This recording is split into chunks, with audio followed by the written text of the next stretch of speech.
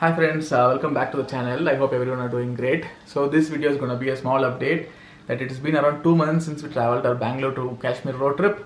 It was a dream drive for us because we had a lot of memories and happiness in it. So I was building all those timeline videos from day one and I have published it till Punjab. But I took a pass because I got a few number of DMs and messages from friends and people saying that the video is a bit faster. So what I'm gonna do is I'm gonna rebuild the videos from day one, and this time it is gonna be a clear storytelling prospect, so that you'll get a clear idea like where all we went, what all we did, what all we spent, and where all we stayed, and what food we had and where we had, and all those things in detail possible. So it is going to be a weekly video, one video in a week because it takes time to edit it, or two videos in a week depending on the time constraint. So that's it. That is what the video update is about. So once I publish the video, I'll drop an update here in the Instagram, so you can get a notification there.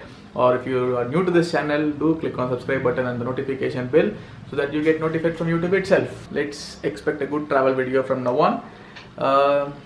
Until then, take care, bye bye, and see ya.